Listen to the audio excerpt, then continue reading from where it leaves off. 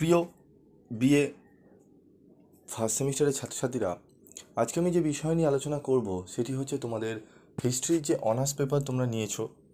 তোমাদের অনার্স এবং জেনারেলের সিলেবাস প্রায় একই, পুরো সেম সিলেবাস, কিন্তু কোশ্চেন প্যাটার্ন তোমাদের আলাদা হবে। তো 5 নম্বরের জন্য তোমরা কোন কোন প্রশ্নগুলো দেখবে এবং 20 নম্বরের জন্য কোন কোন প্রশ্নগুলো দেখবে সেটি বলে দিই। 20 নম্বর কেন? তোমাদের কলকাতা বিশ্ববিদ্যালয়ের আন্ডারে তোমাদের অনার্সের পেপার কোড হচ্ছে হিস্ট্রি, যেটি DSCC1। তো সেখানে আমাদের 5 নম্বরে 3টি প্রশ্ন অ্যাটেন্ড করতে হবে এবং 20 নম্বরে 3টি প্রশ্ন অ্যাটেন্ড করতে হবে। 75 নম্বরে পরীক্ষা হবে। তো 5 নম্বরের জন্য কোন কোন প্রশ্নগুলো আমরা দেখব ভালো করে সেটি আমরা দেখব, এবং তার সাথে দেখব হচ্ছে 20 নম্বরে কোন প্রশ্নগুলো দেখতে হবে। তো 20 নম্বরে আমি মাত্র তোমাদের 10টি প্রশ্ন বলে দেবো অনার্সের ক্ষেত্রে। সেই 10টি প্রশ্ন যদি ভালো করে তোমরা করে যাও, সেখান থেকেই তোমরা 3টে প্রশ্ন কমন পাবে। বিগত 3 থেকে 4 বছর ধরে ইতিহাস, এডুকেশন এবং পলিটিক্যাল সায়েন্সের যে সাজেশানগুলো আমি দিয়ে এসেছি, ঠিক আছে, সেগুলো মিলিয়ে দেখবে তোমাদের কিন্তু কোশ্চেন কমন এসছে। যে ইয়ারে তোমাদের 17তে 18তে যে CBCS-এর যে সিলেবাস, নতুন সিলেবাস, সেখানেও দেখবে তোমরা যেইবারে আমি সাজেশান দিয়েছিলাম মাত্র 6 থেকে 7টি প্রশ্ন দিয়েছিলাম, সেখান থেকেই তোমাদের 3টি প্রশ্ন কমন এসছে। তো এবারেও আশা রাখি তোমরা পাবে, কারণ প্রশ্নগুলো আমাদের 2-3 জন স্যার মিলে কিন্তু আমরা পুঙ্খানুপুঙ্খ বিচার করে তারপর তোমাদের দিই। হ্যাঁ, যে ইয়ারে তোমাদের অনেকে বলো যে স্যার ইয়ার ভিত্তিক আসছে, তো ইয়ার ভিত্তিক আসলে সেইবারে আমাদের ইয়ার প্রশ্নগুলোই তোমাদের দিতে হয়, কারণ যেগুলো আসার মতো সেগুলোই তো আমরা দেবো। যদি ইয়ারের বাইরে প্রশ্ন দেয় তাহলে সেই প্রশ্নগুলোও আমরা তোমাদের দেবো, তখন ইয়ারের বাইরে আসবে না। তো অনেকেই বলো স্যার এগুলো তো ইয়ারের প্রশ্নগুলোই বারবার ঘুরিয়ে দিচ্ছে। তো ক্যালকাটা ইউনিভার্সিটি কিছু কিছু ইয়ার ফলো করে, কিছু কিছু প্রশ্ন দু একটি ঘুরিয়ে দেয়। তো যেরকম আসবে সেরকমই আমি তোমাদের সামনে তুলে ধরবো। হ্যাঁ, তোমরাও করতে পারো, তোমরা নিজেরাই সাজেশন নিজেরা তৈরি করতে পারো, কিন্তু সময় তোমাদের অতিবাহিত হবে। তোমরা সময় অনেকে পাও না, যারা অনেকেই কাজকর্ম করো। তো তাই জন্য তোমাদের যে সাজেশানগুলো করে দিই সেগুলো তোমরা ভরসা করে করে যাও, এবং বিগত 4-5 বছর ধরে তোমরা সাকসেস পাচ্ছ। এবং তোমাদের অনেক দেখবে সিনিয়র দাদা দিদিরা রয়েছে, তাদেরকে জিজ্ঞেস করবে পিবি স্টাডি ক্লাসের সাজেশান ফলো করি, তারা উইদাউট টিউশনে গ্র্যাজুয়েশন কমপ্লিট করেছে। যাই হোক, আজকে আমি যে প্রশ্নগুলো বলবো ভালো করে শুনবে।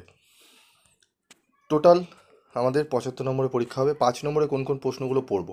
প্রথম প্রশ্ন, প্রাচীন ভারতের ইতিহাসের উপাদান হিসাবে মুদ্রার গুরুত্ব আলোচনা করো। প্রাচীন ভারতের ইতিহাস রচনায় প্রত্নতাত্ত্বিক উপাদানের গুরুত্ব আলোচনা করো। বৈদিক যুগে জাতিভেদ প্রথার ওপর আলোকপাত করো। এই 1, 2, 3 প্রশ্নটি অত্যন্ত গুরুত্বপূর্ণ। নব্যপ্রস্তর যুগ সম্বন্ধে টিকা লেখো, অথবা ভারতের নব্যপ্রস্তর যুগের প্রধান বৈশিষ্ট্যগুলি আলোচনা করো। যেগুলো স্টার মার্ক রয়েছে অবশ্যই ভালো করে পড়বে। ভারতে আলেকজান্ডারের জয়লাভের কারণগুলি লেখো।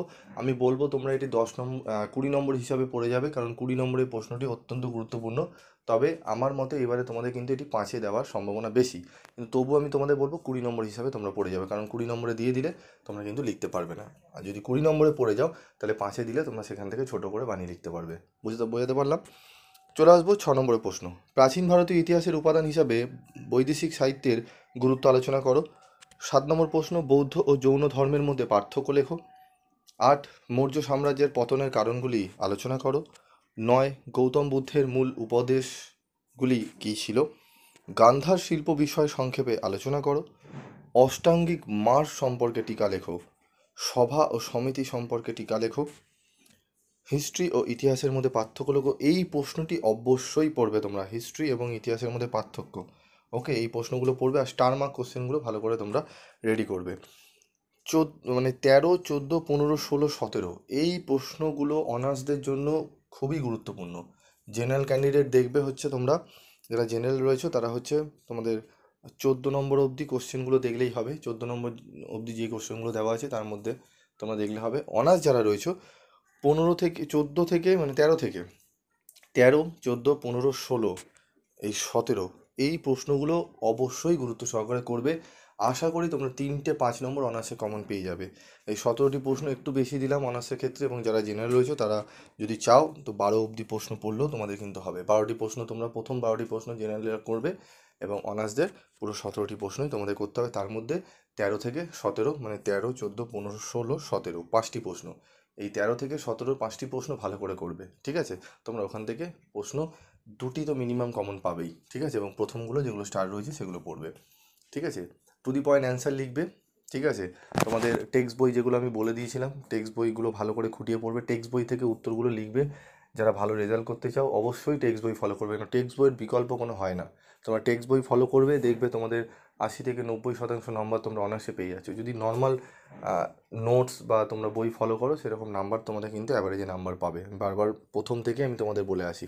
আর যারা বই কিনেছো প্রত্যেকটা অ্যান্সার বইতে পেয়ে যাবে। যদি বইতে না পাও অবশ্যই কমেন্ট বক্সে লিখে জানাবে, আমি অবশ্যই তোমাদের সামনে গ্রুপে আমি ফ্রি পিডিএফস তোমাদের দিয়ে দেবো। ঠিক আছে, বা আমি গ্রুপে বা চ্যানেলে আলোচনা করে দেবো।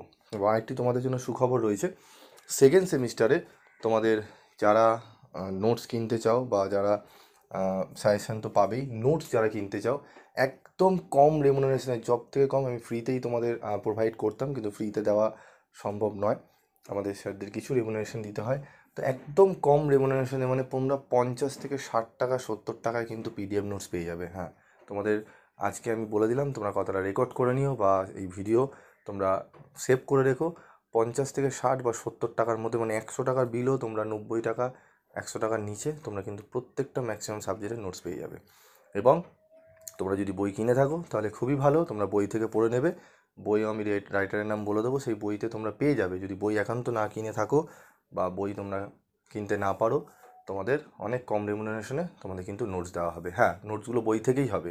আমি বলছি না যে আমি মহান বিজ্ঞ, আমি তোমাদের নিজে থেকে মাথা থেকে বানিয়ে তোমাদের আমি নোটস বানিয়ে দেবো, কখনো সম্ভব না।